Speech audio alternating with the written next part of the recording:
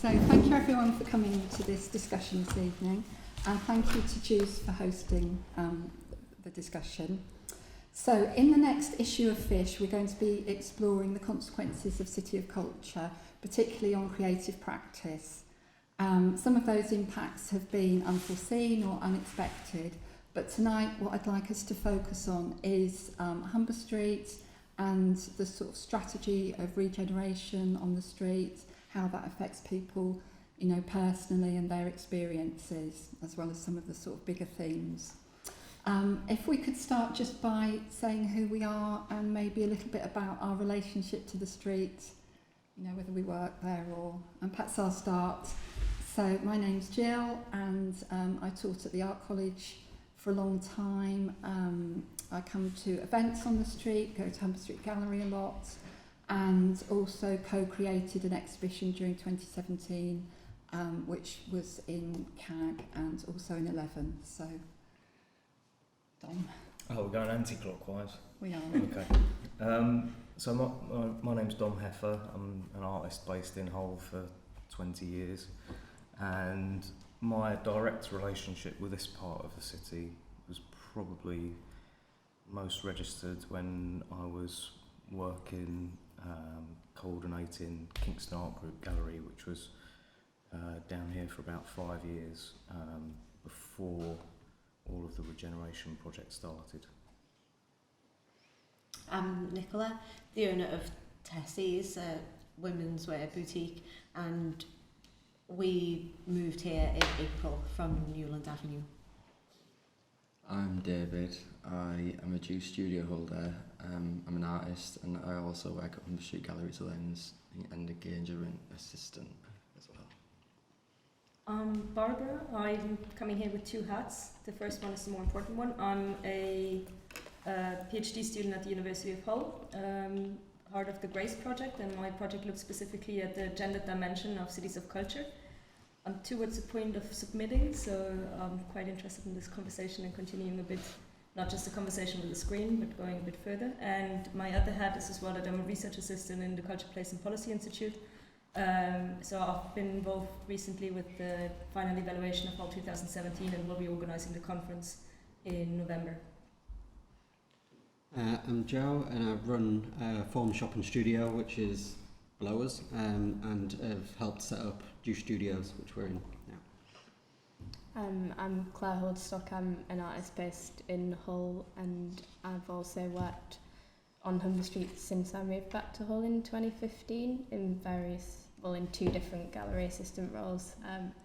First volunteering at Studio 11 in the old building, which has now been demolished.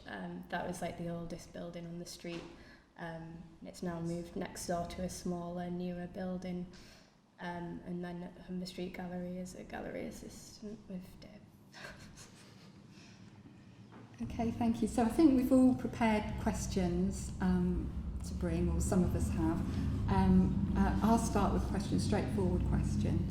And I think along the way we might also need to explain some of the things. So we all know what Juice Studios is, and even Humber Street Gallery, maybe that needs a little bit of explanation. And so if we could inject that in as we go along.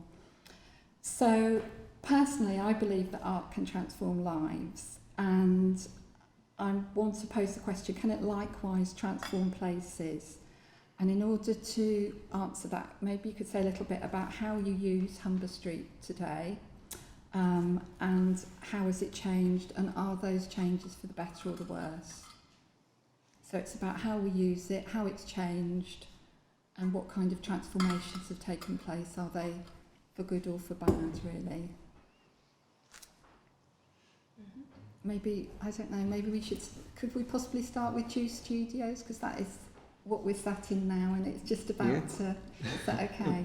Yeah, so I guess I'll give a little bit of insight into Juice first then. Yeah. So we've got 9 studios, which are kind of in a ring around us. We're also working to set up a shared space, which is kind of a bit of a work in progress, which we're actually sat in now, and a project space, which is over on the other side of this room, which will be a space where people can hold artist talks. There could be workshops, there could be screenings of things, life drawing, anything. It could be to test an exhibition or whatever, a kind of multi-purpose space, and then there's a workroom further around the corner which members can use if you're not necessarily a studio holder, but you're someone that wants to come and make use of a space you can go use that space. And then eventually there'll be a print room as well, specialising in screen printing, which we're kind of in conversations with Adele at Studio 11 about how that could work and be sort of shared use. But with that out of the way, and how the kind of the street has changed for art, I guess this is one of the biggest, at least in recent months, one of the biggest things that's kind of come onto the street in terms of art. And I think it has changed for the better. And this is a project that's been given funding, which is great, to keep arts on the street and to keep it a part of this whole area, which has, I think, always been important to the developers and the development here. It's always had to have a basis of arts here. Yeah.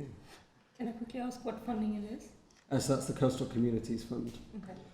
It's also been supported by Wykeland, who are effectively giving this floor for the studios for free, which is amazing. So they'll get rent from the top floor and the bottom floor, and as long as this floor works, they're happy for it to just be and support artists. And the plan, we're not fully set up yet, but the plan is to be a not-for-profit. Yeah. I mean, just to interject as well, like including Juice Studios, this building was previously Fruit, which was quite a well-known gig venue, quite popular amongst the city, people in the city. So like this isn't just a studio as well. There's like there's a record label works upstairs, and then there's also downstairs, which is going to carry on being so Fruit will continue downstairs. Whether or not that will be under the same name is being debated, but they're keeping it as a performance space, a gig venue, that is pretty much below us. Also, I probably should have mentioned the Form Shop. The shop is below us as well, where we support local artists, sell their work, and yeah. Essentially, this is like a culture. It's a hub, really, of different strands of like creativity in the city. And fortunately, it's located directly next to Humber Street Gallery, which was part of the transformation in 2017. So as a result of this street, which has undergone like a rapid transformation, a lot of like sort of investment's been pumped into it. Humber Street Gallery was one of the biggest outcomes of the whole 2017, which essentially was started up as a project as an extension of the offer of the visual arts for that year specifically. So it was only intended to be a pop-up space for the year. As a result of its success, as a result of the fact that there is a need or there's a hunger for contemporary visual arts, and also on top of that, actually, like obviously cultural engagement amongst the people living in this city, it's continued. Hopefully, definitely, but obviously we're in the arts. But as well as that as well, again, there's not really a contemporary art gallery of this size. Nearest one you'll get is Leeds. East Yorkshire, I'd say, it's the biggest. Didn't Lauren say it's like the biggest dedicated contemporary art space in the whole of East Yorkshire? East Yorkshire, yeah. So I mean, we're talking about probably one of the big. Well, it is one quarter of the biggest region in the UK, and that's mad that we're the only one. I mean, there's organisations in Scarborough and Bridlington, and there are pockets of activity happening, but a dedicated institution of that size doesn't exist in this general area. It's even madder that there wasn't one at all before 2017, although there was Red and CAG had a gallery space, but there wasn't a kind of significant size contemporary art gallery in Hull or the region, which was it just so happens to work out like that, and I think a lot of the time that was probably the biggest positive outcome of City of Culture, the fact that that happened. I think obviously it's amazing to have a contemporary art gallery, but I think it's also important to stress that independent artist-led activity, separate from wider cultural organisations, it's not solely dependent on having artists feeling like they can rely on them. They have to sort of navigate around it, because it's sometimes not that helpful for individual artists or people working within a specific area. But it's those like a lot of those organisations do hold a responsibility to the people who and the creatives in the city Yeah. and all around. Yeah. Really. I mean, does anyone want to reflect on the Humber Street Gallery? Because even in the short time it's been going, it feels like there's been quite a big change in the relationship between the gallery and the city. I don't know if anyone else wants to reflect on that, or anyone else feels the same. It's kind of hard for us, isn't it? Because We're we're so both embedded in it. As a punter and someone that's had a shop, so we moved across literally last month. As someone that's been opposite the gallery for ages and attends it, it feels like it's in recent months this year that it's really starting to come into its own. And like, yeah, it's always been, it was really, 2017 was amazing and it was busy, but I feel like as events have started to come more and more recently, it's felt like they've been engaged with more, and we see more people kind of taking part in things, and like the openings feel bonkers. Whenever we're closing up and see people going in, it's like, looks mad. So it seems like it's really starting to engage with the wider Hull scene, which I think maybe took some time to do. I don't know. I would add to that observation, from my own point of view, that has a bit of seasonal effect in Hull. So you have the situation that generally openings and activities in summer are way differently attended than during winter. So I think that needs to be calculated into the process of those kind of spaces as well. That we have been going through quite a harsh winter, and that has affected the question of attendance, for example, largely. I don't know specifically for Humber Street, but or for Humber Street Gallery, but in a general sense, we can see that 2018 has been quite a difficult winter, or long winter, and 2019, and that has actually affected on numbers, just from an empirical perspective at least, yeah. Yeah, I think it's definitely a space that feels like it's listening to the city and it's sensitive to the city now, and it reaches out as well, which I think is essential for any contemporary art space. But I also think when I think about the other spaces that we did have, I still wonder why we can't have everything. I think for a city's arts ecology to thrive, I think you still need your artist-led spaces, you need your small independent gallery spaces, you need your big publicly funded galleries, you need your museums as well, in order for it to be a varied arts ecology. So I guess within the context of regeneration, my main question would be, why can't we still have spaces like CAG down Humber Street? Why can't we still have spaces like Red Gallery, which was well established for 20 years, and when the new Bonus Arena took over that space, it was just flattened. And you think to yourself, well, there must have been some way they could have incorporated, a space about this size, you don't need a big space, into that new building, just to show a little bit of respect and just, well, not even respect, just to encourage the audiences that used to depend on that space and that organisation, just to encourage them to be part of this new thing as well. So that would be my main question, I think. Why can't we have it all? I think we can to an extent. I suppose it's down to opportunities and finding those gaps, because I think things like the fruit brokers unit that's further down the street that people have used for art exhibitions, and the stuff that Feral are doing on the street, it's felt like that's been the next step from CAG, the loss of CAG. It feels like the stuff that happens in there and what Feral are doing feels, even though it's very different because it's education, it feels like a connection. And obviously it's not on the street, but places like Ground, they've popped up as others have disappeared, and I do wish Red was still around. And it'd be nice, like you say, if it was a part of the arena and had held on there.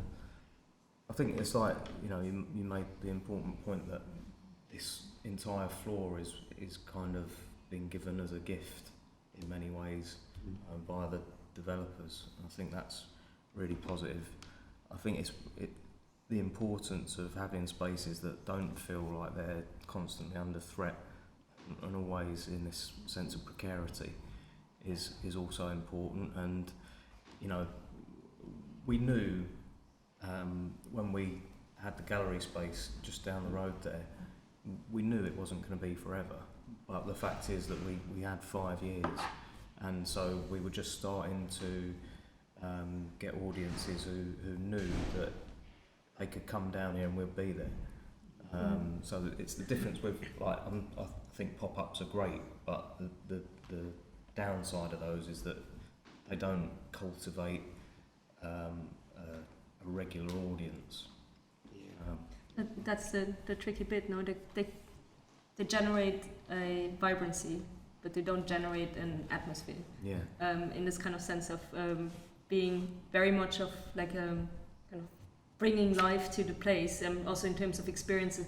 I mean, it has been quite fascinating to me walking down Humber Street recently, regularly, let's say once, twice a month, and you always see something changing. So that's quite an exciting experience, but at the same time, I don't have the trust to go there and actually be encountering those things. I think that's less true now for Humber Street than it was for other areas at the moment, where I'm facing a lot of this kind of pop-up situations where you're never really sure what is going to go on, what's going to happen. You basically run into them by accident and not really by intention, and I think that's something that needs to be addressed when looking at the regeneration element and the culture-led regeneration element, that what you want to create is actually intention. Not just this idea of dynamic behind it. That feels quite interesting to me as well, because considering we've been on the street for 2 years, and we still get asked if we're a pop-up. Oh wow! You know, people come in the shop and say, "Oh, are you a pop-up?" And you But go. it's interesting that they would know the concept of pop-up as well. Yeah. Like, it's And not the most the usual. street has become known for it. I think, to be fair, that it is a bit pop-up, and it's only in recent months that things are starting to get nailed down, and it's like, you know, we're permanent. We've signed the lease. We're here. I mean, you So don't look like a people- pop-up anymore. I mean, it looks pretty set up to Thank me. you. But yeah, and the same with, and these are people that will be down the street quite a lot as well. They'll come in and be like, "Oh, how long you been here?" And you go 2 years, and they're like, "Oh, I've never seen you before," you know, and that kind of thing. I think there's an attitude that the street is for pop-ups, and maybe that's the nature of how it spent quite a few years with the likes of CAG and Studio 11, where there was a lot of warehouses that were empty and ones that were kind of occupied, and then the ones in between would get used for freedom or for events, and that's the only time they would come down, unless you were the art engaged who knew about CAG and were part of that scene. And there were a couple of temporary shops as well, where like that Juice, which was where you guys. Yeah, juice with a D. Yeah, that didn't last that long, did it? That was only there about 6 months, was I it? don't even remember. What was Juice, it was that plywood, it was the block It's- CNC filled shop. With, like, What, railings, in the trains. It was what before form we was it? Scandinavian. before we moved in. Yeah. Like, I mean, and De Silva didn't really last that long either, the antique shop. De Silva's a little But That's a that's bit different. for a different reason. He's now in prison. But maybe that's partly as well what's giving people that idea, because Yeah. those shops didn't really stay that long. Yeah, But then it's funny because you guys were like one of about 5 things on the street, yeah. so you'd think that people would remember. But It's interesting because that atmosphere has always been created as well with the fact that the how's that place called next to Humber Street Gallery? That was actually a pop-up space. The fruit, Oh, it's still a the fruit brokers unit. So Is it that one? doesn't really have Where like a the name. Christmas market Yeah. is in Yeah. Brown Yeah. is taking over that place. Yeah. Okay, yeah. Because that one actually was creating that situation where you always come in with a surprise. Yeah. And it's a place where you can easily change around quite a lot of things. So that's a Yeah. quite interesting one in terms of like how can stable situations interact with those pop-up situations as well. That thing between the permanent and the temporary, and that the proportion of both. And I believe they're planning to continue doing that. So there's like theatre performances for the next few months in there that are going to be just popping up. Yeah. I don't know how long it will continue on as that space, but I think their plan is to keep. I'm actually really excited about that space. So just on an experiential level of like a resident from Hull, that is a space that I wouldn't say, and that's the interesting thing in terms of intention and kind of vibrancy idea.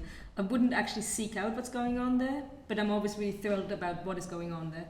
So in terms of, it often drags me, actually that particular space brings me to Humber Street, because other places I might go quite regularly, But that space, if there's something special going on there, I might seek it out explicitly. So, for example, the Transgressions Festival was going on there. There was also contemporary dance Sundays or Saturdays.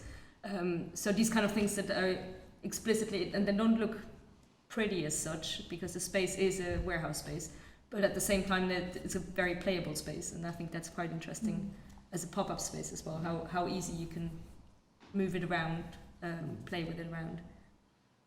I mean, Humber Street's even used it as a temporary pop-up space for exhibitions outside, well, within the actual programme. That was something that we did in 2017. But yeah, it's the nature of like temporary pop-up spaces. It's usable until business comes in, and then obviously it's on offer as a I mean, they do it with a lot with like temporary studio spaces. East Street Arts in Leeds do a lot of temporary studio spaces where they lease it to artists because they're a charity. Developers give them a peppercorn rent because they get a discount because it's a charity.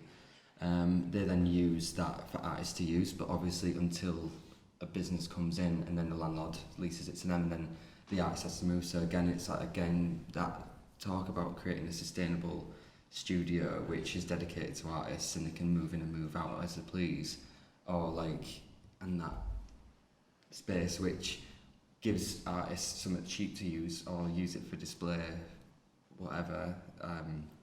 It gives them like that opportunity to like just experiment a little bit and do something a little bit exciting. But again, it's not like a sustainable model as for the individual, but I think it's a really sustainable model for a company or a charity or a charitable organisation to do that, to help facilitate arts in a city. I mean, like just what you were saying, something similar, wasn't it?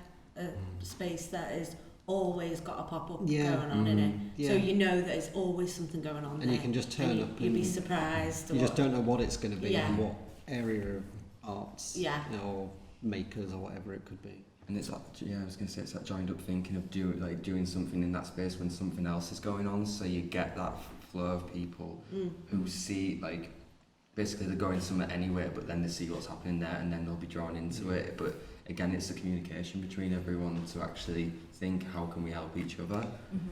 I think we're in a unique position in this city as well, in that the city centre is pretty small. It's traversable, easily traversable, and I don't want to sound like the old fossil of the group here, but I remember when we did have events and openings, say at ArtLink on one side of the city, and then Red on the other side of the city, and then there'd be an opening at the Ferrans, and then there'd be something happening at CAG.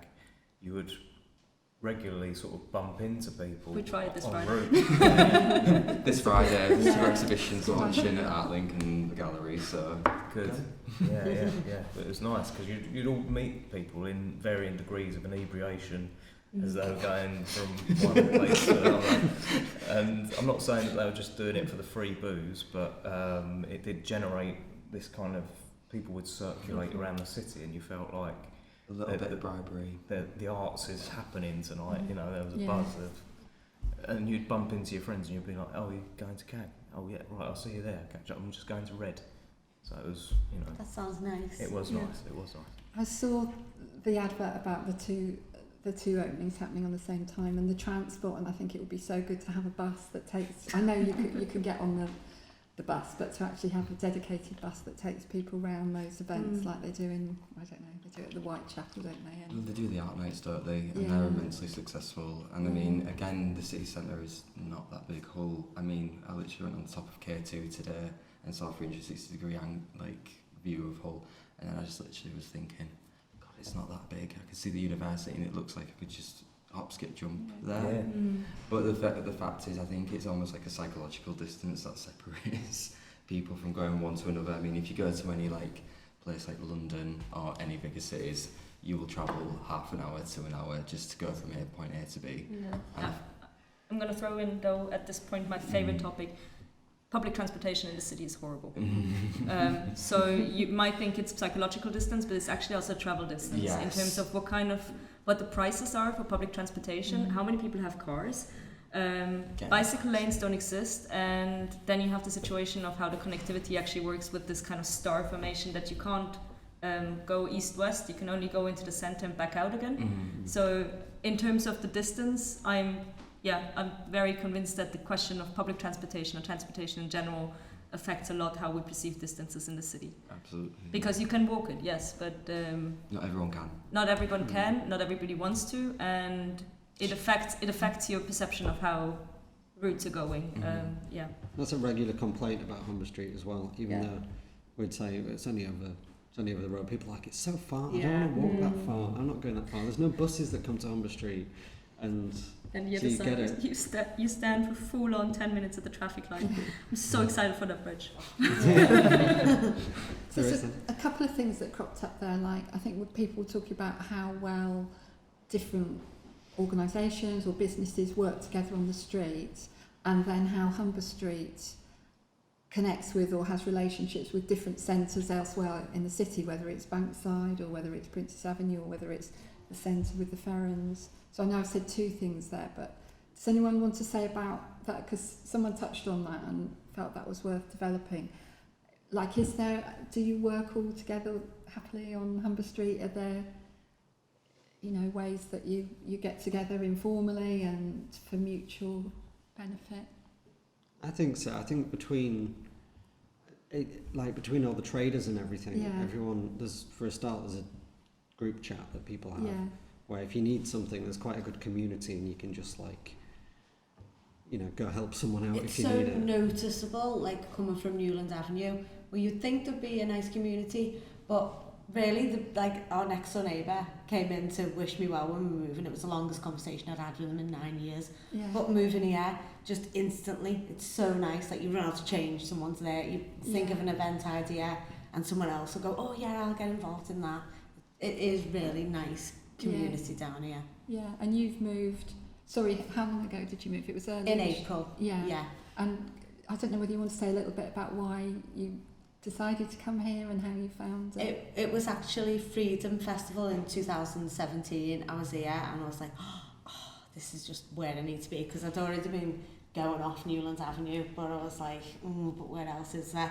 And I knew it was a bit of a risk because, it was quite empty at the time. It was bustling while Freedom Fest was on, but I knew that it would settle down. And I don't know, it just has a certain vibe to it that I wanted to be part of. And it's been a good move. Good. So how about Humber Street and its relationship to other places in the city then? Like, Barbara, you've talked a bit about the geography of it, and there are particular things about the geography of Humber Street. It's pedestrianised, it's waterfront, it's cut off on the other side. So, but how, culturally, socially, how are there links with other places? How do these places sit together? When we become a maritime city, will the attention just go somewhere else? I think there is, in terms of just literal connections that I've seen happen. You mentioned Ground earlier. They did a takeover in the unit we mentioned. Yeah. So they spent 2 weeks on the street, and that was, again, so Wykeland, the developers, invited Ground down, who are quite a DIY. How do you describe Ground?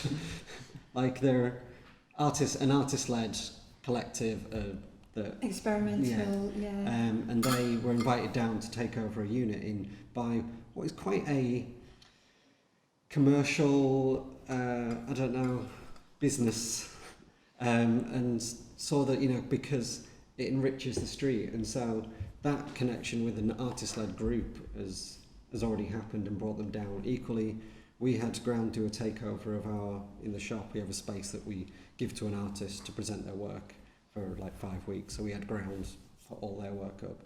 So there's been at least 2 places that have linked to Ground. And as you mentioned, your Humber Street Gallery talking about the buses to get to ArtLink. Yeah. And to be fair, several of us have done stuff in Humber Street Gallery, which, you've had workshops there, I've had workshops there.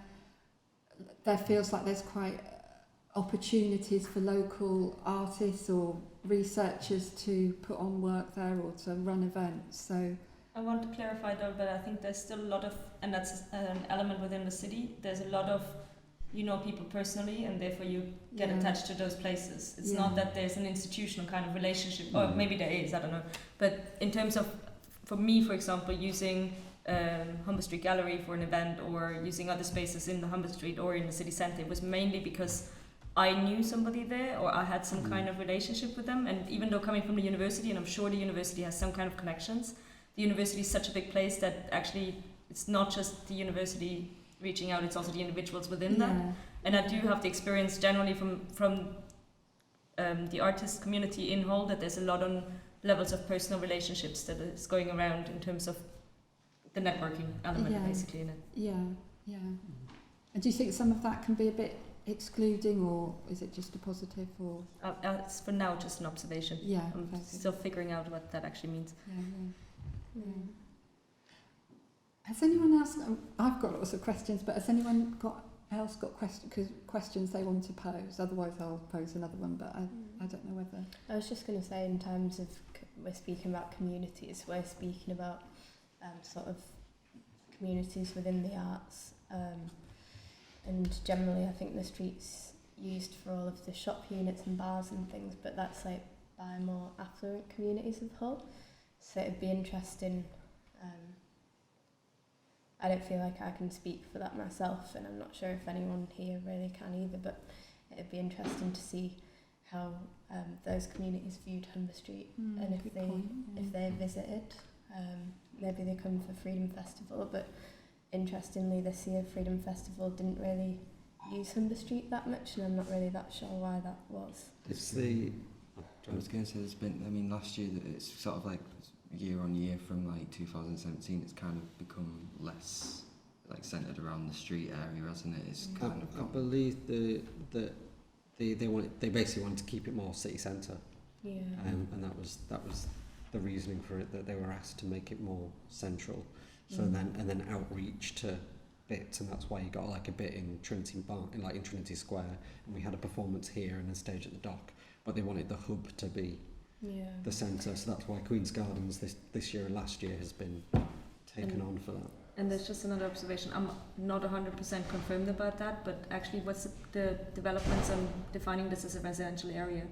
Because it actually switched from being an industrial area towards a residential area. I don't know if it's already gone through, but that's one of the reasons why festivals have more difficulties to be actually arranged here. Yes, so Humber Street Sesh struggles with this area as it's gone on. It's now in like its 8th or 9th year, and it's Humber Street Sesh, so it's always been down here. And obviously as more things have come in, business as well as residential, it's meant that more free tickets are having to be given out to account for things like that. But at the same time, they love that they're a part of the community and it brings together a lot of creative people. But I appreciate it's a struggle, and it probably puts off some events organisers to put something on here when they know that there's a lot more people living in the area and trying to do things, and it can get quite cramped. The Freedom Festival, some of the years it's been down here, has been a bit of a squash, and that might be why they start to spread it out a bit more. It's also interesting though that like the prices of the flats around here are very, very high for Hull, like citywide, and also Humber Street Sesh has still been down here, but the tickets were really expensive this year for like ordinary families of Hull to afford. And then the one free festival that might have brought these different communities that wouldn't come to the street because it might be too expensive for them to come and experience was in Queen's Gardens. So again, it was like they seem to be like moved away from here, and I know that we try and engage quite a lot with communities by like doing free or really cheap events at the gallery, like the early bod sessions. That's probably like the type of people that wouldn't usually come to the street because they might find it too expensive. I was going to say, I mean, like the majority of like the public events program that the gallery does is mostly free.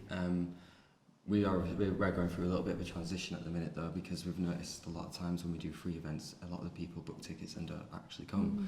So like we add a small charge to it, but again, that's either deters or like actually you guarantee the person who actually booked the ticket to come. That's pretty much a different thing entirely. But I don't know, I mean, it's how this city centre is developing anyway, because I've noticed like it's kind of like adopting the framework or systems that bigger urban like centres adopt by building posh flats which are expensive, which don't necessarily correlate to who. I mean, my question is who's going to live there? Is there? I'd say that feels like it's the same across the entire city centre, not just here.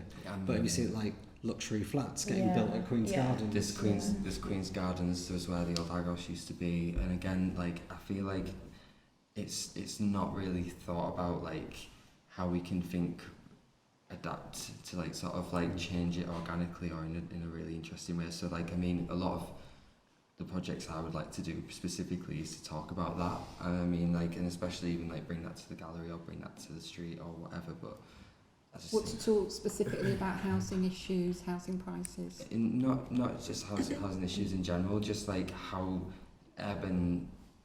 almost like urban development, for example. And I mean, you've got areas. I mean, there's organisations like ArtLink and Back to Ours that are working like really like sort of strongly in communities, and they're sort of bringing it out to communities. So they're doing it in those areas, and that's drawing them a lot of attention. And they're doing that's probably having more positive impacts long term than sort of doing things in the city centre, like sort of like festival, sort of like brief moments of activity, as opposed to doing pop-up, and again the pop-up term, but it's one of those things that I want, it's again, it goes back to what Claire said, it's about asking people around this city the question about what do they want, and what would bring them to this area.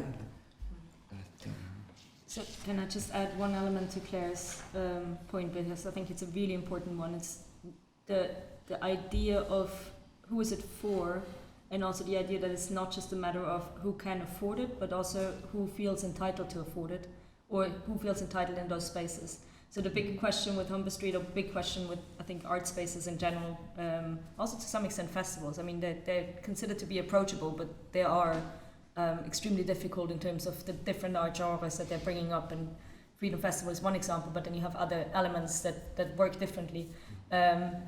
Is the element of the sentence of that's not for me. Not just in the sense of that's not for me because it's not my interest, but that's not for me in terms of I do not belong there, they don't want me there. And I think that's something to be tackled to some extent. That the city is very good in keeping prices to some extent low, but then also very good in the free events and stuff like that, from just looking at listings. But the other element for me is that we have to work more on those other barriers, which Back to Ours, for example, is a really good example that is doing that. Even though you have to consider as well that they went up with their prices as well. So it's this kind of, it's not just about the money question, it's also about the question of self-entitlement that stands behind it. I think self-entitlement is not the right word though. We know. I think that's because you do hear people say that about the street, but it's weird because literally there's people saying, oh, it's so expensive, but then you just said you do cheap events and free events. Therefore, there are free and cheap events happening on the street. There are expensive places and there are cheap places on the street, and I think that applies to any city or street. Why should everything on the street be for one type of person? And so you might have an expensive bar or restaurant, but equally you can come and shop, and I'd say that we're quite affordable. And I think obviously the gallery is completely free, Studio 11 is free. You can come and look at the work. Although we're not a gallery, we kind of behave a little bit like one. So you can come and see the work for free. There's free things. So there may be expensive things, but there's also cheap things. But I think it's really not a matter down to the expensive. There's another symbolic line that is restricting those kind of things. It's the opposite side of, for example, we would have at the university, you get free Wi-Fi everywhere, and you don't have to be a student. But how many people who are not students, who are not staff, are coming to the university to use free Wi-Fi? Would you enter the library and go into the internet there? I mean, making advertisement. But in terms of cultural things, that feels like something that was a positive from City of Culture, is that people's openness to go to cultural events definitely increased and improved. How long that lasts, I don't know, but I believe people still say, you get people going to galleries, still visiting exhibitions who wouldn't have done perhaps prior to 2017. So that feels like a positive impact. There can contribute a little bit from the statistical side, because we did have, if we look at the preliminary evaluation, but also the upcoming evaluation, the final one, it's quite an interesting question of numbers in terms of interest in the arts has been increased in comparison to national numbers, quite significantly. But then you have to look at as well at the kind of backdrop situation. So we have in a survey that is called the Residence Survey, which has been done since 2015 to 2018, every year. You do have already in 2018 the so-called cliffhanger effect, or basically the idea that there's the kind of acceleration in 2017. There was already a drop in the end of 2017, and you have another drop in 2018, and that's quite going through. There's some elements and some aspects of that survey, for example, where it doesn't speak about that, or that kind of trend is not as visible, but there's a general kind of trend that you see an acceleration in 2017 and a drop later on. And I think that's really interesting in terms of this kind of ego or hunger or whatever you want to call it of attendance, because that's very much affected by that effect, by that kind of trend. I can't give you the exact numbers now, I'm sorry. Yeah. So it's whether that sustains over time, you know. Sustain, I mean, you can't have that accelerated effect sustained anyway, we know that, but the question is how do you manage the drop? Yeah. And literally the question, how do you manage it? Because just calling it a transition is, for me, to some extent, a really difficult term. To not call it a legacy or anything like that, but just a transition, is kind of ignorance to the fact that it's going to drop. Yeah. I suppose the question is, how do you keep those people feeling like they can attend stuff? Because if City of Culture was good at making people go, oh hey, wouldn't normally be my thing, but I'm going to go. How do like you guys at Humber Street Gallery keep those people not from a money perspective, but from a sense perspective?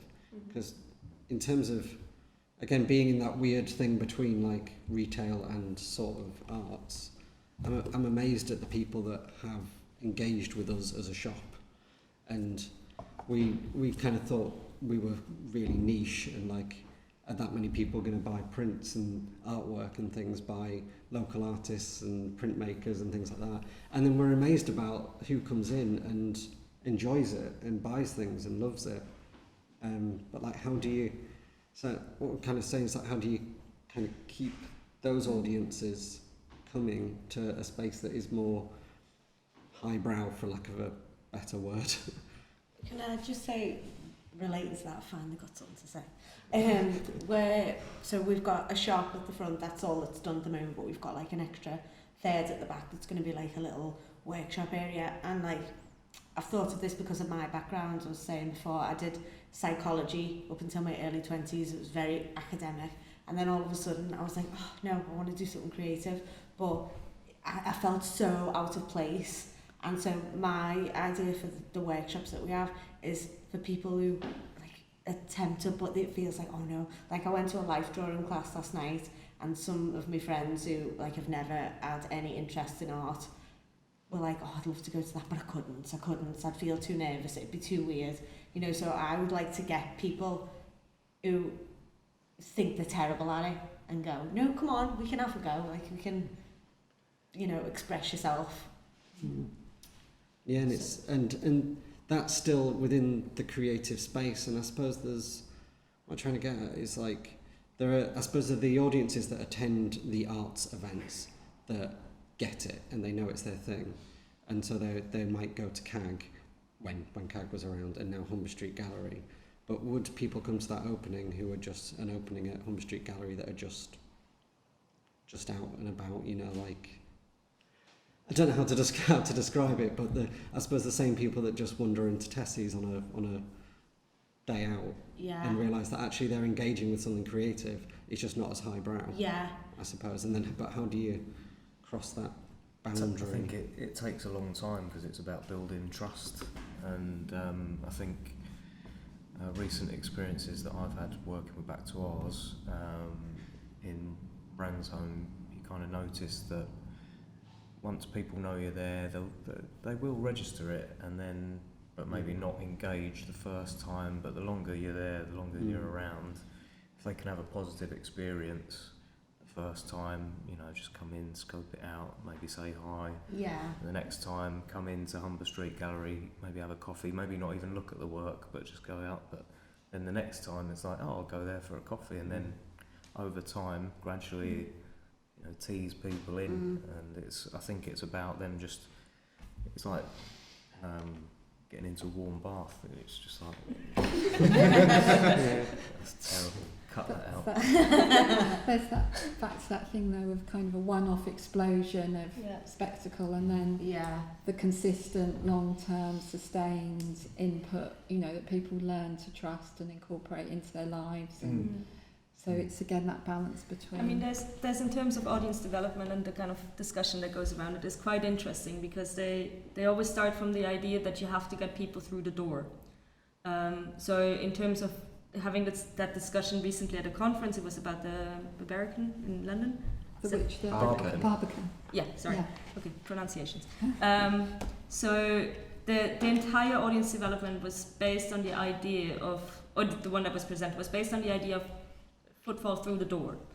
It didn't ask the question, what happens once you're in the door? What happens, are you coming back again? What happens in your process of leaving again? So for me, it would be a really interesting question. I really like the idea of actually a fashion store offering these kind of workshops. Is the idea of actually being more attentive to the fact of what happens once you're in the space. Yeah. So it's not just a question of like, can you get a particular kind of target group into your establishment, but it's also the question of, can you engage with them? Can you interact with them? And I think specifically in terms of this spectacle and aftermath kind of situation, it's very interesting that it's to some extent easier to attract people to spectacles like fireworks than to something that is a more intimate encounter with other aspects of what we consider culture as well.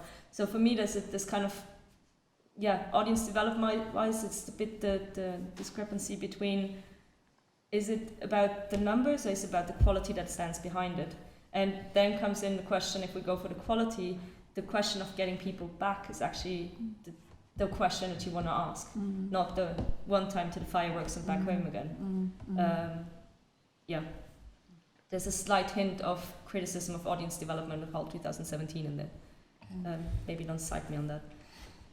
No, that's a really important point, because I think that was one thing that really came out through, was it Robert Palmer's talk at the preliminary evaluation conference at Hull University, the idea that to quantify the quality of people's experience and how to register that is a bit of a problem, because it's the idea of evaluating events, cultural events, has become a bit fetishistic based on numbers and footfall, when actually it's the quality of people's experience that is the thing that is going to create the core of their aesthetic experience, and whether they'll come back or not. And I think one thing that resonated with me that he said was how that kind of numbers-based evaluation is dissuading risk-taking in the arts as well, which I thought was a really important point. So, and I think just to tie it all back into regeneration, you know, maybe the idea of regeneration companies funding things that aren't bricks and mortar is a risk for them.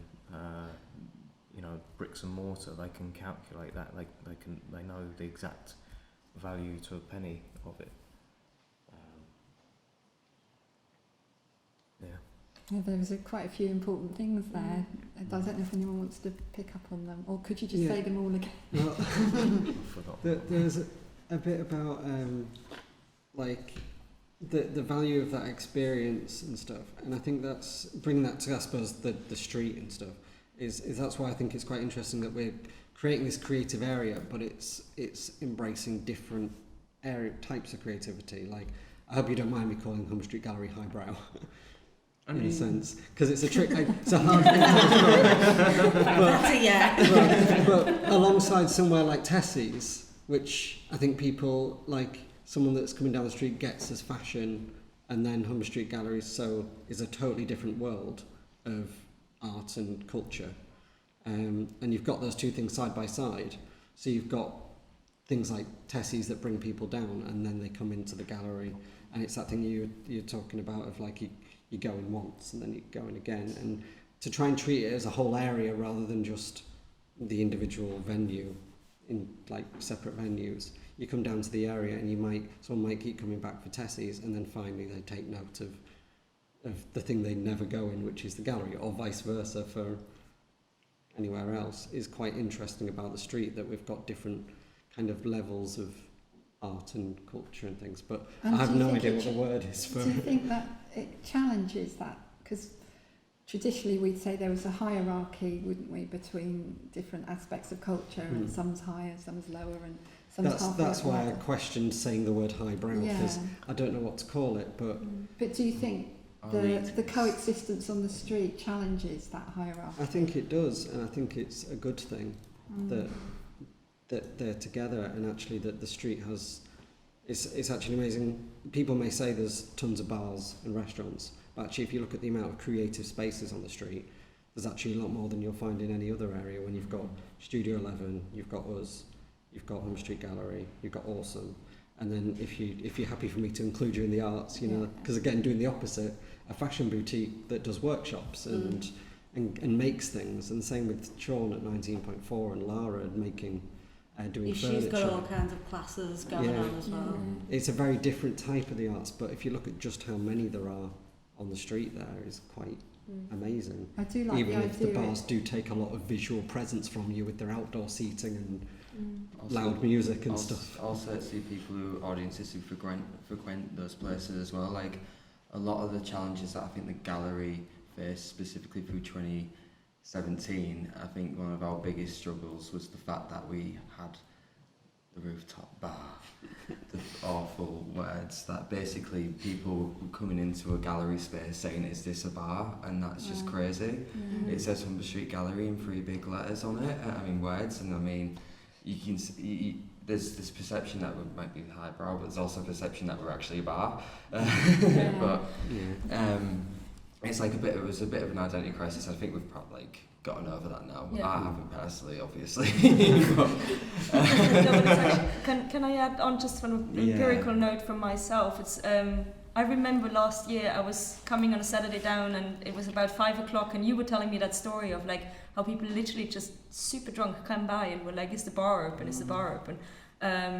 And it has a very different flair this summer. And I remember it's exactly being last summer, having that conversation with you, and it's very different this summer. So it's also this kind of on an empirical base that has changed.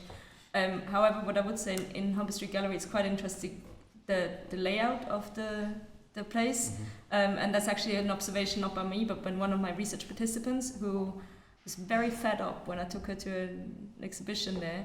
I'm just saying, basically, I'm walking into a cafe and then I seek out what a gallery is, and that can't be the case when I'm in an art space that I have to actually look for where do I have to go to find the gallery. So I think that's a bit kind of also in perception of how the construction is of the gallery space itself. I probably agree, but I mean, originally the idea in the development of the space's head was the fact that they tried. I don't know. It's like saying by putting a cafe there that makes it more accessible, but that's not. Like making it accessible is just opening the doors and letting anybody come in. Really, It's the same question of like, what do you do once they're over the doorstep? It's again, it's the measurement between qualitative and quantitative. Like it's about providing this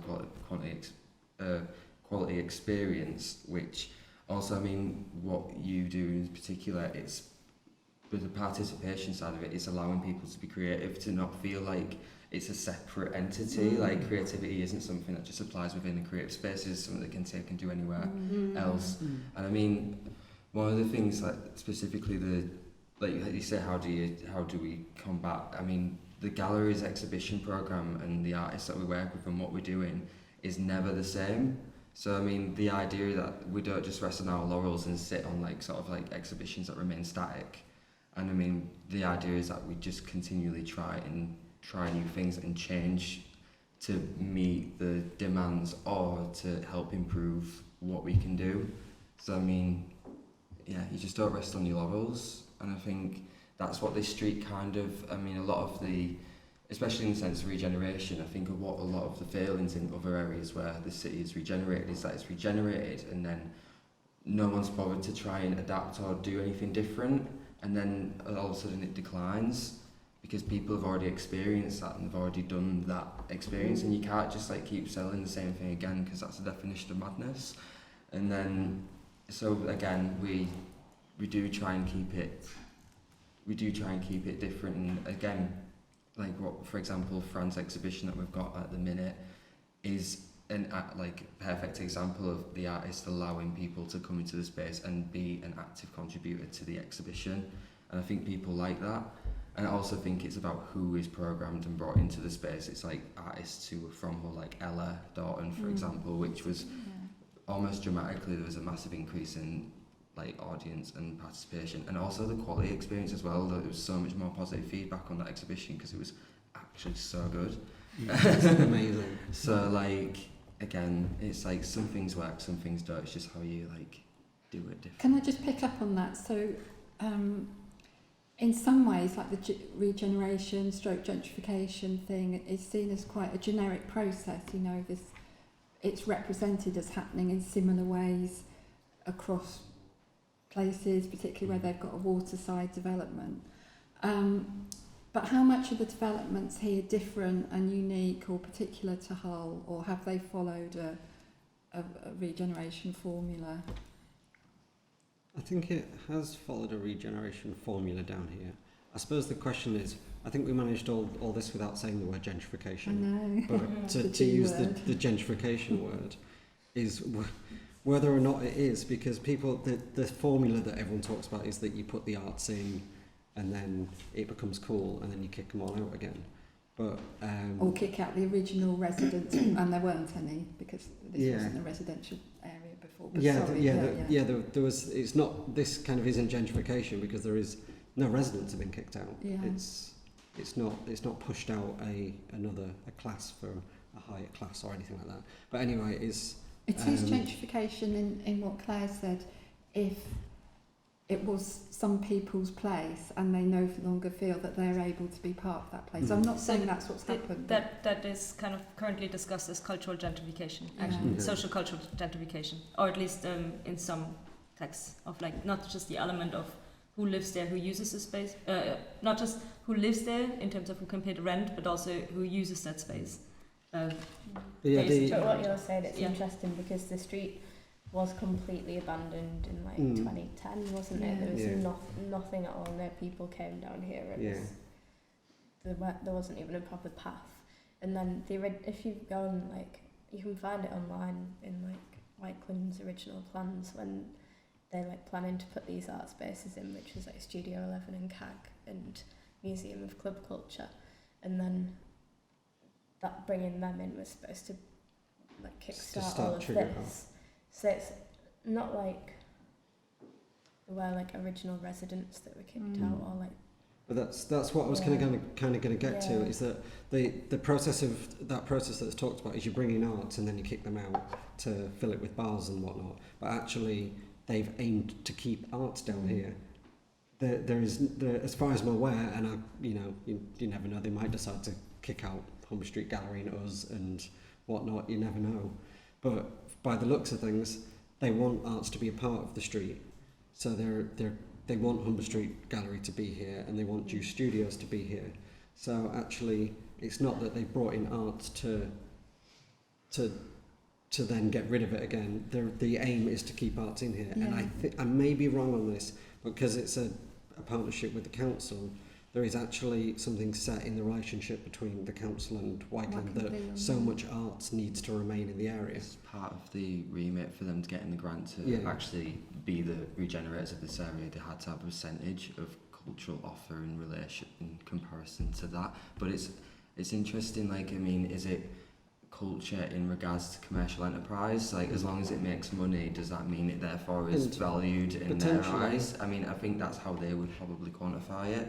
But that is there is a value in arts in that, which is great that in a way they can give a lower rent to an arts, because they own the whole area. They can give a lower rent to a arts-based building, knowing that they'll get more money from the bar next door that gets loads of money from beer and is being made a vibrant area by the arts. As long as they don't go and push the rents up for the arts-based stuff.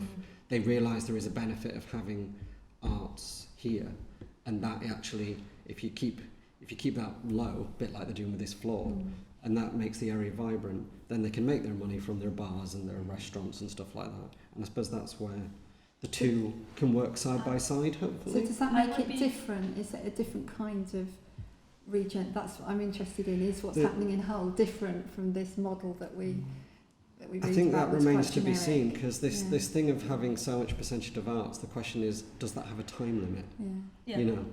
That's exactly what I want to say. We speak about it as this, like, this process is over. It's not over at Yeah. all. And actually, we speak about this agreement with the council and so forth. I'm really curious what's going to happen once this runs out.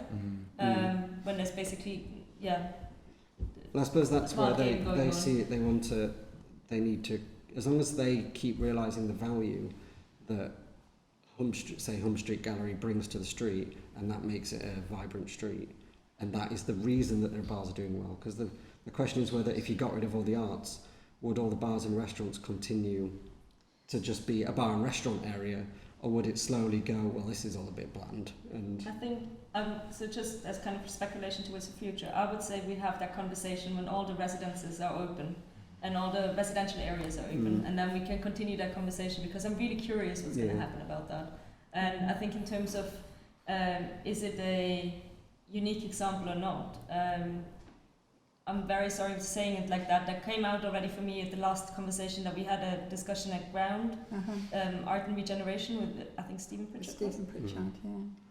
I find that conversation about is it unique to Hull quite useless, to be honest. I mean, if it is, if it's not, where do we go with that? It's the fact that urban regeneration happens all over the UK, happens all over Europe. There is a certain kind of drop of natural development because every place changes, but in the end urban regeneration is happening, and you have to deal with the consequences that are happening in the specific locality and learn from other localities, no matter if you're unique in that sense or not.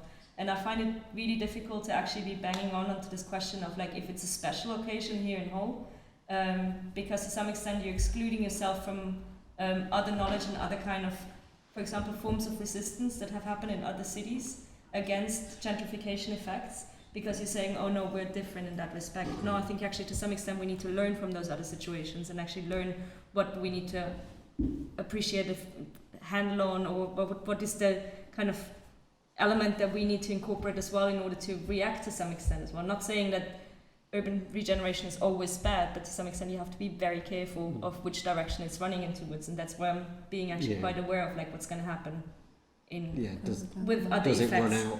Yeah. the time? I think one aspect in which it definitely is unique is that the head office of the regeneration company is just around the corner. Yeah. So I don't really know of many other large areas that have been regenerated and the company's got the head office just around the corner. So I think that might add some sort of, they'll bring clients down here, I would have thought, and that'll add an extra warmth to it, possibly. I don't know. Yeah, and they're They're family-run with businesses working with Quaker the roots, I apparently. can see what you...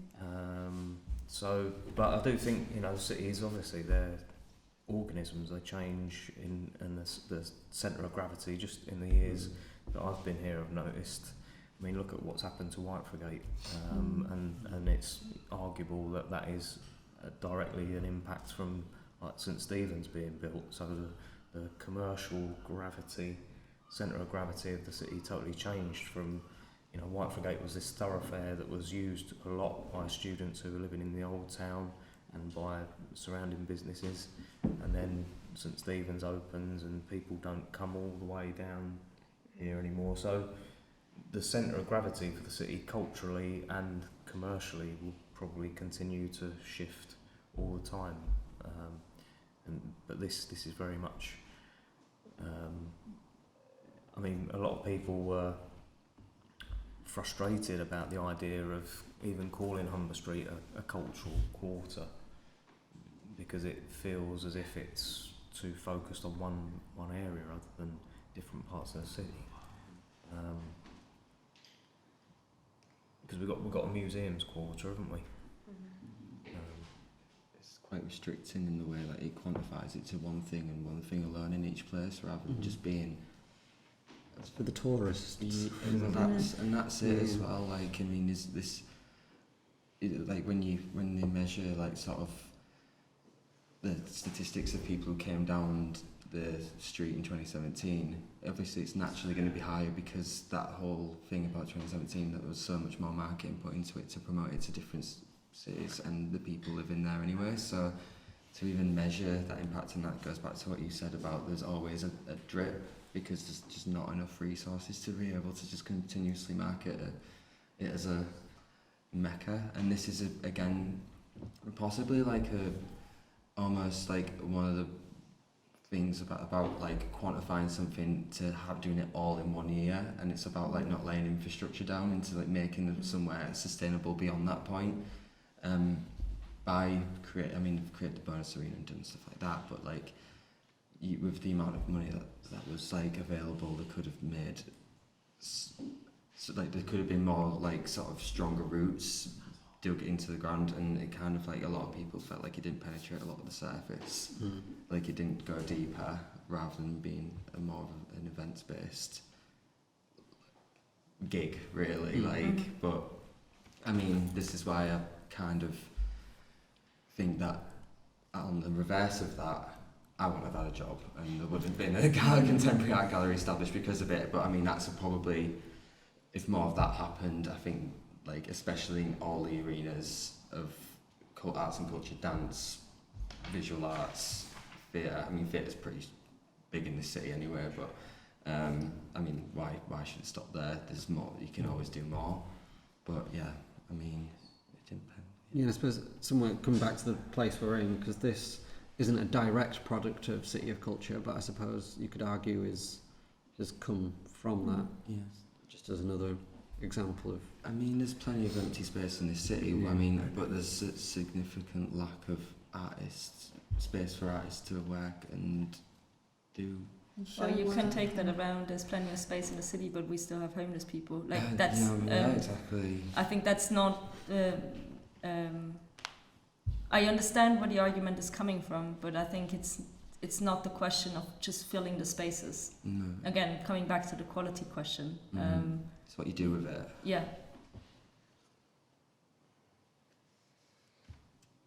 I think one of the things that, saying about a lot of I think City of Culture kind of acted as a catalyst to a lot of investment. But like we were saying, it's about bricks and mortar, but I'm kind of trying to keep an open mind about the council's initiatives to encourage lots of living spaces in the city centre, because it feels like that's the last chance saloon really. I think that a lot of things,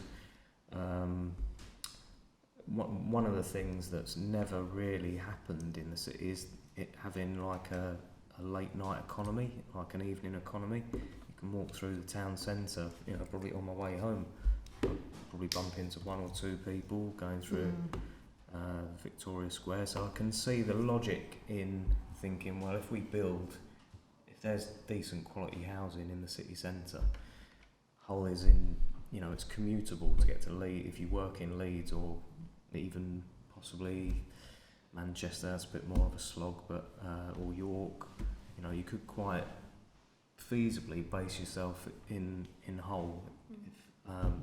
And once people move into those spaces, like the Glass House on Queen's Gardens, which looks like a giant greenhouse, doesn't it? I mean, then those people are going to need local amenities, and I wonder if that's maybe the logic of the council thinking, well, hopefully if we can fill those places with people living there, that could kickstart some sort of evening-based economy. Just for me, that they all seem to be expensive apartments. Like, I'd say I'm an artist, but I feel like I can't afford to live in the city centre. Yeah. Also, it's all well and good making expensive apartments, but if you can't get a cash machine within 5 seconds away, then, I mean, what are you going to do with all that money you got? That's the interesting question about the amenities that residents need. Of like, I wouldn't think of bars first. I would think of doctors and shops, like shops in terms of like supermarkets and cash points. And it's one of the fascinations of mine. Humber Street I just have a single cash point. It freaks me out completely. There is a news article that says we're getting one that's about, because I googled, because I was like, I'm sure, I saw an article saying one's coming, and googled it and found an article that's about 2 years old saying and that it's then the coming. nearest one we had was Marks and Spencer's, and then that went. Yeah. And then the third nearest one you've got is Victoria Square, Yeah. and then it's just really fascinating. Like it's practicalities and things that like this area could really benefit from, like A bus and a cash a bus, a cash point. I mean, it's like And actually- it's big, thinking big, but just actually just That's thinking another practically. interesting thing that it kind of reflects on the independent thing of Humber Street, which is probably our best feature, is that every business down here is a small independent business, but actually people would argue there's no like Tesco, and that's a good thing, but it's also a bad thing that, you know, the affordability thing, and they usually have a cash point, you know, amenities, especially as more people start to move in, they're probably going to want a Tesco, but we don't really want a Tesco on the street. Type of thing, you know, like that kind of element of it. The street wants to stay very independent and arty and cultural, but then there are certain things like, even like schools and.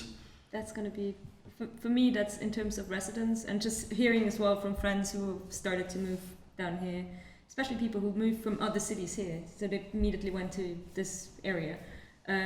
My immediate question was always like, but where do you go shopping? And the fact that you need to then carry your shopping home, and it's actually far. Like from the train station, you walk 20 minutes, including the traffic light. Yeah. So. What if you need toilet roll? What are you gonna do? Pinch it from Humber Street. So I'm still quite intrigued. I can see what you're saying about the uniqueness, but I'm interested in the nuances between, you know, regeneration and gentrification, and I think there's different ways that they play out in different places. So I'm wondering how much in Hull have the developments been led by grassroots, local businesses, local artists? You know, and maybe Joe, this complex for a start. I think it's a really hard one, because it feels like at the end of the day a lot of things do come from, at least the more significant, the bigger presences, like places like this and like Humber Street Gallery, feel like they come through funding or through an organisation or something like that. Yeah. Whereas, so it kind of feels like, but then it's how much they've engaged with the grassroots. I suppose that's how it. Yeah. And I can't really comment on. It's hard. When so and how with did here, you get involved? You didn't think, I'll go for some funding to the. Yeah, I was asked to look and develop this and help set it up. Right. And to be fair, as part of this, it may have been triggered off by an organisation. Yeah. But the first thing I did was I went and spoke to as many people as I could. Yeah. And I went and, you know, sat down with Ground for like an hour and talked about what they do, and went to visit Snapper at Hub A and had chats with Jane from Feral and so on, and I had a lot of conversations with people. So while it came from an organisation, I feel like this was informed a lot by conversations I had with the grassroots of the city. Yeah. Which I don't know if that quite answers that. No, it does. It's. I think it's hard for something to grow to get to this stage from grassroots without it take a long time, especially for a new organisation. This may come from a grassroots place, but it might take ages, and you never know. Like Red or CAG could continue, because they've obviously Red still appears in some form. It puts on events and things, I think, but whether they will keep going in some form and keep growing, because they've done it without the approach that this has had, and they may get to the point that they become something bigger with more presence. That I don't know. I think losing my train of thought a little bit. I think there's also a distinction to be made between when you're talking about the grassroots, you don't necessarily think of creative industries. I think creative industries seems to be something that businesses and redevelopers feel like they can tap into, rather than the sort of scuzzy, unpolished grassy, rootsy type of organisations.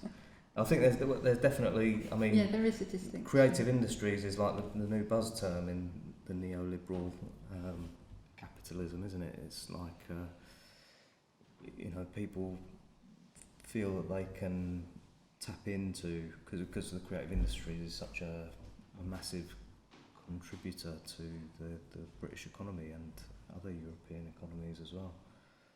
But but I think there is like there's definitely a division between, you know, I would say the spaces in here are really sort of tailored towards creative industries. I've not seen them all, but I wonder if there are spaces in here where a painter making 6 foot by 6 foot canvases could come and splash around and, you know, make a That's me. you got space in there? Yeah. Yeah. Oh, great. Okay. Well, that's really good. You can come round sometime and I'll show you. Yeah, I'd love to. Yeah. But you do see, and it was something that was kind of being foisted upon art schools as well, this idea of quantifying space for artists as artists became more, as digital media started becoming more important towards people's practices. And I remember when I was at university, there was this bizarre sort of model where they just assumed that all artists needed 4 meters squared to work in, and that was it. You know, so that's like a computer and maybe a wall chart, and that's it. You know, it's like they couldn't compute the idea that actually for one person that might be great, who's working on little canvases or working on a laptop, but there are other forms of artistic practice. But yeah, so I think the idea of the creative industries within regeneration is slightly different from grassroots organisations and how they interact with regeneration.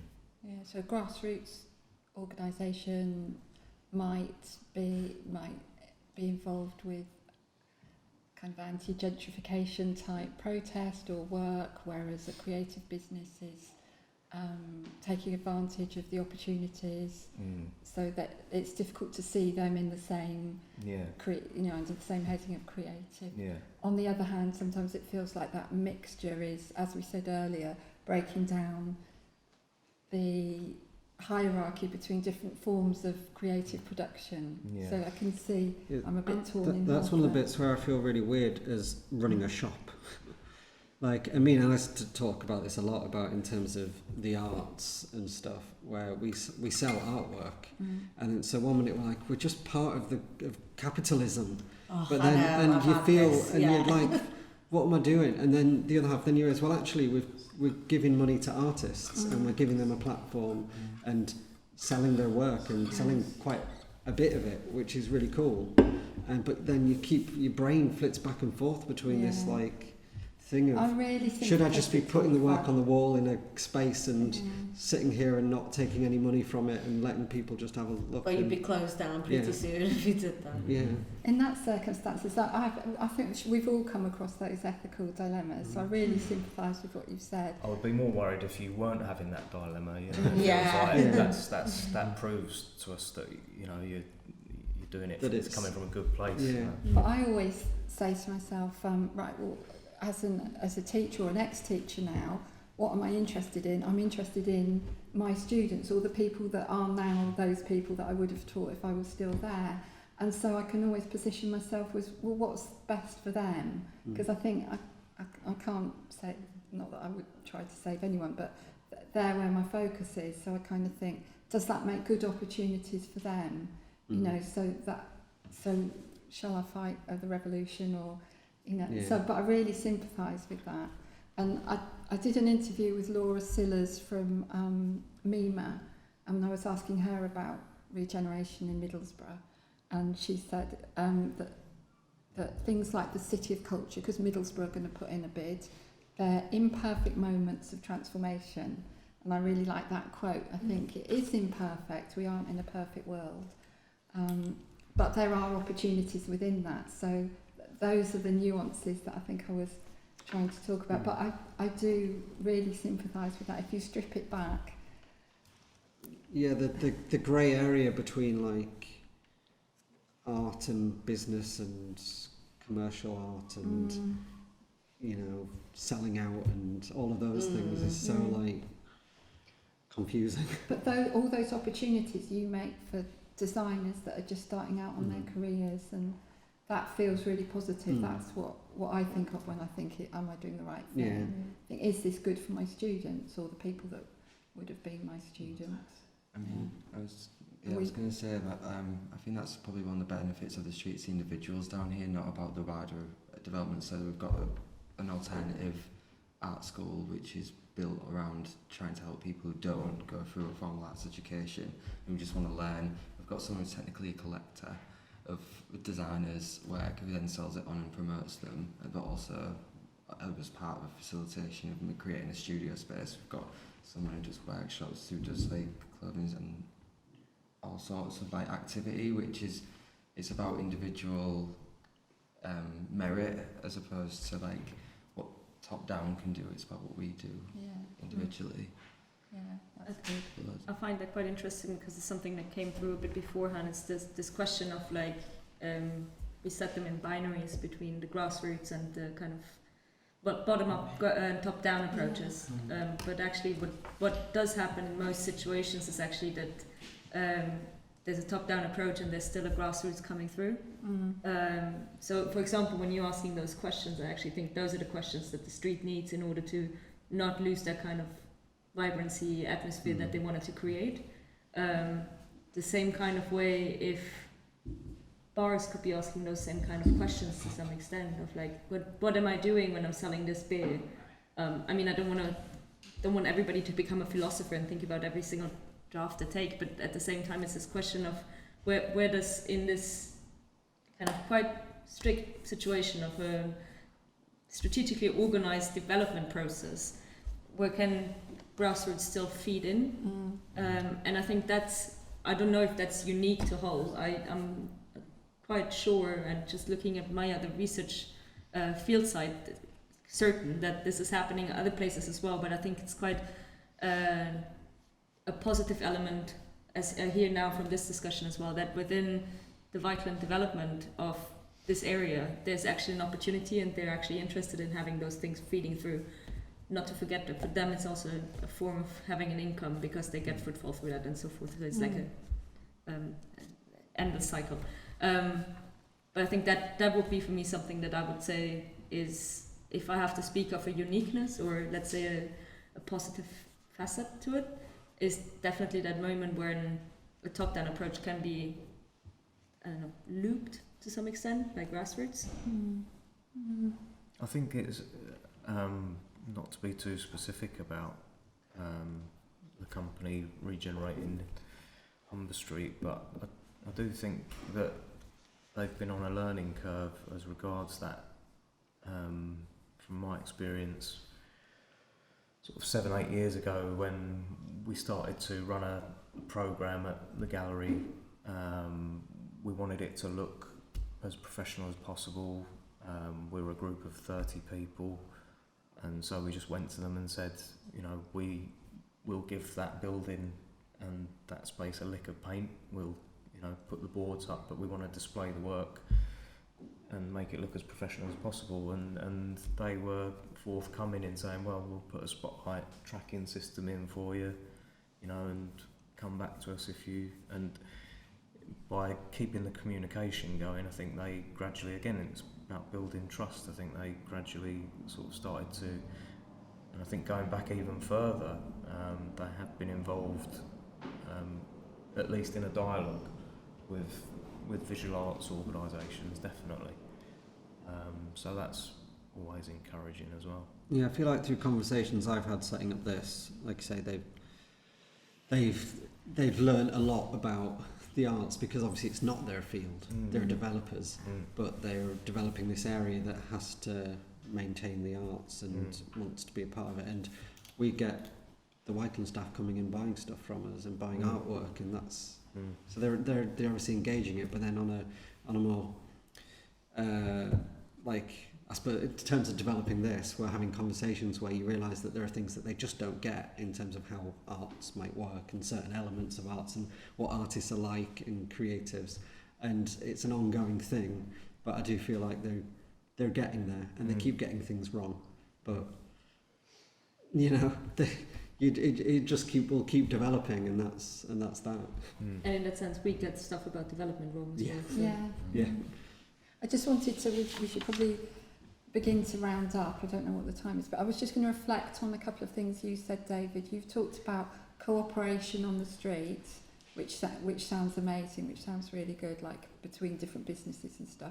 But you've also talked about competition, like if it's healthy and thriving on this street, it may not be on Whitefield, or you know, the focus. There aren't the resources for everywhere to blossom. And equally, if Hull is the recipient of City of Culture and everyone comes here, they're not going elsewhere, so somewhere else is. So that kind of urban competition, I suppose I'm not saying much than I noticed you talking about both, you know, competition and cooperation. I just wanted to reflect on that. Yeah, I mean, in the competition aspect, I'm talking specifically about periods of activity directly into one place. It doesn't necessarily increase the amount of money that National Lottery funds go to. It just diverts it into a different direction. Yeah. And so, I mean, in that event, like, there are places around this country that don't get the same amount of offer. But I mean, to piggyback on that as well, I mean, it's good within this city as well. I don't think there's enough to be competitive within it still, or like, I mean, regardless of that, I don't think we should anyway, but I think there's still more to do for every single organisation, for every individual. I mean, it's the networking aspect that you mentioned earlier, because it was about the individual contacts. It's about like having personal relationships with each other, and that takes time to develop. And a lot of the time with jobs within the arts, people have to move because there's not enough jobs within the arts to maintain that. I know a lot of people specifically who, and that's a massive struggle, like, because they don't have time to be able to make the foundation, but also make as long a lasting impact on that place. And the impact on people's lives of moving from job to job and place to place, you know. It's stressful and it's tiring, and it also like probably sucks the life and enjoyment about what you do. And you can lose really good people, And a bit the idea that, I mean, specifically with the galleries programme, we're doing Fruit Factory Network, which is a bit of a shameless plug, but it's about retaining artists and giving them the opportunity to want to stay in the city and do that, but we're also giving them the opportunity to explore other places and see what they do. But it's about taking those learnings from the other places and what arts organisations do there, or like adopting what they do differently, or like what artists are doing individually. And a lot of the time, like, what we've learned is the best things for artists here is the collaborative aspects of working together, because it's better to work cohesively. I mean, it's not necessarily not always easy, because artists are quite difficult. One of them, I know. But it's just about, it's like it's stronger together than it is apart. So it shouldn't be like that bad. Maybe this is just the time, because I don't know the time, but maybe this is just the time if anybody wants to just sum up with a few. So you might. I have something that I would like to add, just because it's something that I think has not been regarded enough, which is on the one side what Claire started right from the beginning. It's the matter of we've spoken about the businesses, we've spoken about the artists, but we have to some extent quite little have questioned the idea of the communities that are around this area. We were using this area. That's one thing, and I think that's something as well in terms of the fish. After whatever is, I think, something to actually look into as well, to question that idea of where's the community in this afterwards.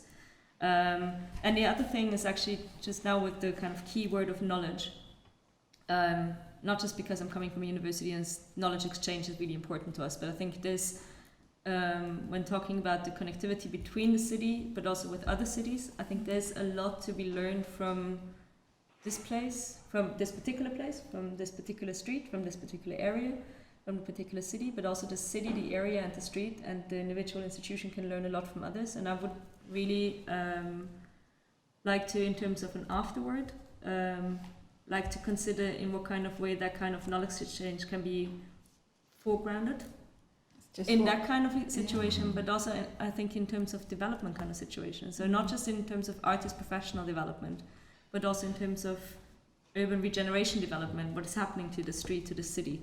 How can we exchange with other cities about that, who Middlesbrough might have gone or go through a similar process. So I think that would be something for me that in terms of legacy afterward, or whatever you want to call it, would be really important perspective to consider. It's funny because cities now are looking to Hull about like how they can learn. Like I went to Coventry for a site visit a few weeks ago, and the guy that's running the biennial there was like, "Tell me everything, like what's going to happen to us?" But we're still in like the process of not really knowing what's going to happen to us. Like, I find it interesting when people keep asking the question, so what was the long-term legacy of City of Culture? 2 years. It's not, well, we don't know, it's not been a long time yet. Yeah. And fund that, please, to do the research on that question. Yes, I've been showing people the book from the double negative called The Present Tense, which is looking back at 10 years since their capital of culture. And Dom, you said earlier about it, I don't know if you said it like this, but it's far too early to say. This impact, will come out later. And also, it didn't start with City of Culture. Like, City of Culture was an outcome of something else. This isn't my idea. I pinched it from someone I was talking to this afternoon. But in a sense, City of Culture was an outcome of, I don't know, other things that have happened, whole time-based arts, other events that have happened in Hull, and then there'll be other things that come from that. So it's a process, isn't it? We can't just begin in 2017 and look at impacts from that, because that was part of something that happened before and earlier. I think City of Culture started when the Deep was built. I remember my first day in Hull. I was just scoping out the city, thinking, shall I come here to study? I'm not sure. It was a beautiful day, and I was wandering around the old town, and it was. I just stood and watched the construction work for a little while, and this elderly gentleman on a bicycle, your stereotypical Yorkshireman, if you like, with cycle clips and a flat cap. He kind of leant the bike up against the wall, and he just looked, and we watched the construction work. He didn't say anything for about 5 minutes, and then he picked his bike up, started pedalling off, and as he was pedalling off, he turned around to me, pointed to the Deep, and he went, "Fucking white elephant, that'll be, won't it?" and I think that. So that's the beginning of our City of Culture. That was the start of the whole City of Culture, I think. I might be wrong. Well, but by numbers, you could probably think that this is actually the start of the regeneration process, the strategic one, which is quite interesting. I would always say that in order to become a City of Culture, you first have to have the decline, because currently that's the trend. Yeah. So sorry, it sounds really horrible to say it like that. In order to become a City of Culture, you have to have had a conflict, like a violent conflict, or have had an incredible economic decline. So to some extent, I mean, it's a trajectory where they want to feed in with this kind of particular event and this kind of particular initiative. So yeah, in the ideal case scenario, as the initiative is set up, it should not be this kind of breaking point. It should be the continuation. And it's really interesting with Coventry, because I think actually Coventry is setting themselves up very differently in terms of not being a breaking point, not being this 2017 spectacle or 2021, but working themselves through to some extent. Yeah. Maybe looking at Hull quite a lot to go about it in that different way. And Middlesbrough, when they put in their bid, it's for Teesside, so it's not for one town, it's for would you call it a region? It is a region, and lots of towns within that, so that maybe has implications for that idea of the competitive nature, urban competition. That's a very European capital of culture style. Is it? One. Yeah. So the first one who did that was Ruhr, which its main city is Essen, or they pretended that Essen is the main city. And they were kind of the ones revolutionizing the idea of the city as metropolitan character. which is becoming quite interesting because so many cities are applying as regions who have Right. never been considered before a region. Not right, Yeah. constructing a region. My hometown is applying as a region for European Capital of Culture. But then you've got boroughs of culture Yeah. Yeah. in London, haven't you, as well? So Yeah. smaller scale, you know, they're definitely seeing the value of these kind of catalysts.